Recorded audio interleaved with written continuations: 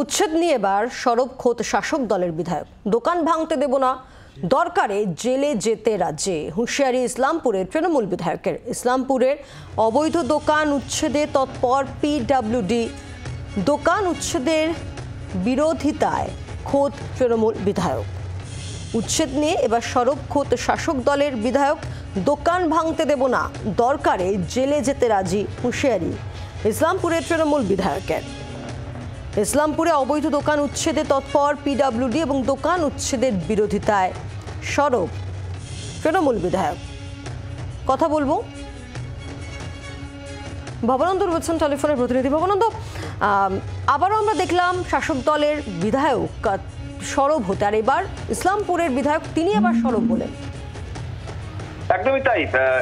আব্দুল করিম চৌধুরী তিনি একদম পিডব্লিউডি যে সড়ককে সম্প্রসার করার জন্য, রাস্তা বড় করবার জন্য, ওয়ান ওয়ে করবার জন্য বেশ কিছু দোকানদারকে উচ্ছেদের কথা বলেছিল এবং কিছু দোকানের সামনের অংশ ভাঙার কথা বলেছিল এবং সে বিষয়ে মাইকিং হয়।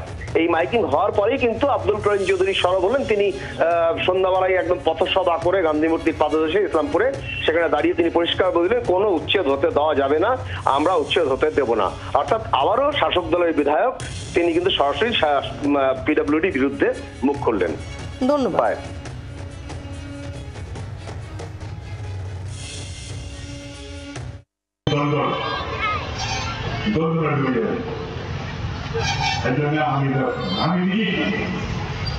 আমি খুব বলে বললাম আমার কাছ থেকে আমাকে দেবো, আমি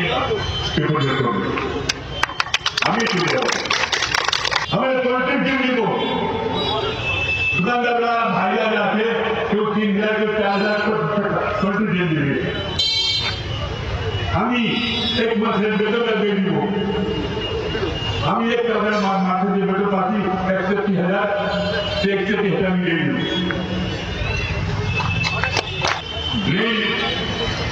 সাফাই করার জন্য পরিষ্কার যোজনা অভিযান চালাবো। বাংলার আওয়াজ, বাঙালির আবেগ, জি 24 ঘন্টা।